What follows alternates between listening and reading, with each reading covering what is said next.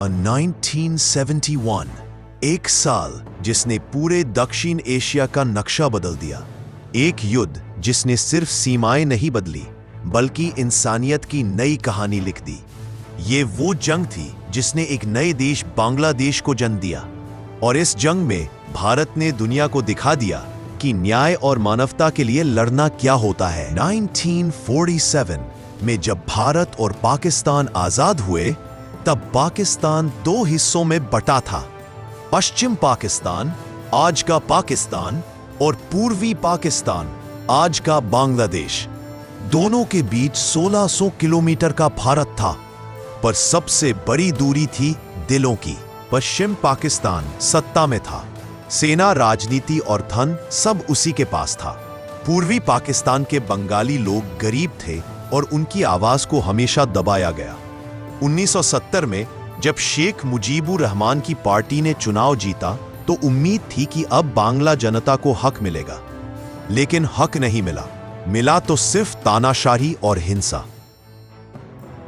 मार्च 1971 की रात पाकिस्तान आर्मी ने ऑपरेशन सर्चलाइट शुरू किया। ढाका यूनिवर्सिटी से लेकर गांवों तक गोलाबारी, बम धमाके और खून। हजारों निर्दोष लोगों को उसी रात मौत के घाट उतार दिया गया। लाखों लोग अपनी जान बचाने के लिए भारत की सीमा पार कर गए। भारत ने अपने दरवाजे खोल दिए, पर यह मानवीय संकट बहुत बड़ा था। उस समय भारत की प्रधानमंत्री थी इंदिरा गांधी। उन्होंने दुनिया को चेताया, ये सिर्फ भारत का मुद्दा नहीं, ये इंसानियत का सवाल है। भारत के तीनों बल, सेना, नौसेना और वायुसेना, युद्ध की तैयारी में लग गए।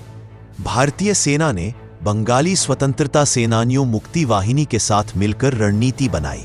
3 दिसंबर 1971 पाकिस्तान ने भारत के 11 एयरबेस पर अचानक हवाई हमला किया, लेकिन भारत डरा नहीं। उसी रात भारत ने औपचारिक रूप से युद्ध की घोषणा कर दी। अगले 13 दिनों तक आसमान से लेकर जमीन और समुद्र तक जंग छिड़ गई। भारतीय सेना ने पूर्वी मोर्चे पर तेजी से कब्जा किया।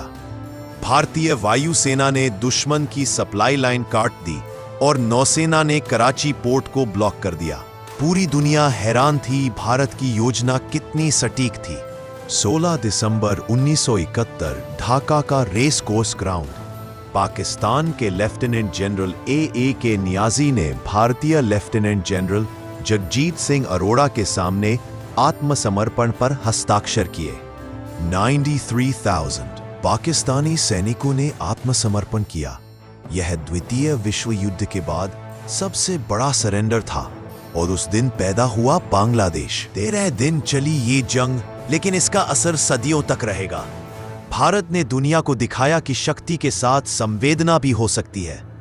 फील्ड मार्शल सैम मानेकशॉ, प्रधानमंत्री इंदिरा गांधी और हर वो सैनिक जिसने अपनी जान दी, वो आज भी हर भारतीय के दिल में जिंदा है। 1971 सिर्फ एक युद्ध नहीं था, इंसानियत की जीत थी और भारतीय साहस का प्रतीक। जय हिंद, भारत अमर रहे। अगर आपको ये वीडियो पसंद आया हो तो लाइक करें, शेयर करें और सब्सक्राइब करें हमारे चैनल को, ताकि आप इतिहास की ऐसी सच्ची कहानियां मिस न करें।